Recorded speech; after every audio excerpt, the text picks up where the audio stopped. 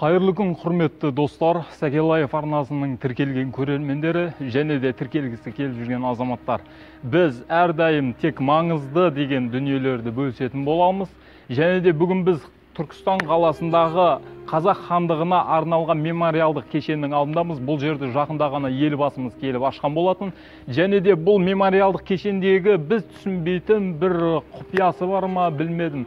Сіздер түсінесіздер ма, мүмкін маған түсіндірерсіздер. Бұл мемориалдық кешеннің ортасында тауешкі бейнеленген, соның мүсіні орнатылған, және де ол тауешкінің мүсіні төрт жаққа қарап тұр, төрт мүсіні бар яғни. Неге тауешкі? Біздің менталитетте бар ма, әлде тарихта бұлай кездесе ме? Тауешкі және де оның қанаты бар. Сақалы бар, қанаты бар, мүйізі бар.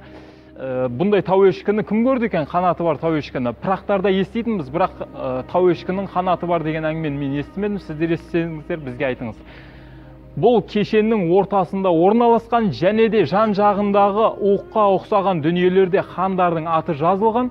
Сол хандардың барлығы айнала қоршап осы кісілерге қарап тұрғандай, мына тауешкілер сол кісілерге қарап тұрғандай. Бұл мүсіндер менің жаңағыдай білуім бойынша бұл сатанизм шіркеулерінде және де соның жақтаушыларында көп қолданады бұл мүсіндер.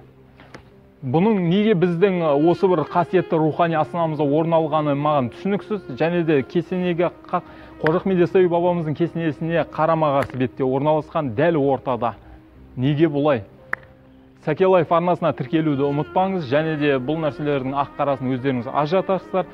Тарату керек болған дүниелерді мейлінше таратып, және де бұған кім жауапты, бұны кім түсіндіріп береді, сол дүниелерді айта алатын, жауап бере алатын кісілерге жеткізсеңіздер екен. Сәкелаев арнасына тіркелуді ұмытпаңыз, ал ендеше қош аман. Осы бір кешеннің ашылған кезінде жаңалықтарда мына бір тақтайша тұрған орынның астында бір капсуланы елбасымыз салған болатын, және ол капсулада Қазақстанның әр жерінен жиналған топырақтар бар делінген жаңалықтарда, және де одан кейінгі мына тақтайша қойылыпты. Неге тақтайшаның астындағы капсула жайлы ештеңе жазылмаған, және де капсуланың қояр кездегі белгісіз де бізді елең еткізді.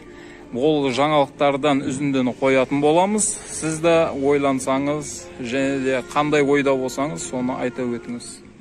Нұрсұлтан Назарбаев киелі өлке Түркістанда болып, қазақ хандарына арналған мемориалдық кешеннің ашылуына қатысты.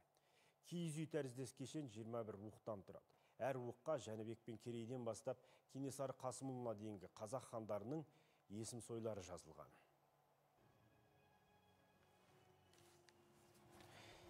Тұңғыш президент қала көркін арттырған бірқатар әлеуметтік мәдени нысандарды аралап шықты. Мәселен, төрт бұрышына төрт тау текенің мүсіні орнатылған 12 метрлік асатаяқ стелласы. Нұрсұлтан Назарбаев дәл осы стеллаға Ұлы дала бірлігі атты капсуланы салды. Мұнда еліміздің түкпір-түкпіріндегі қасиетті жерлердің топырағы сақталған.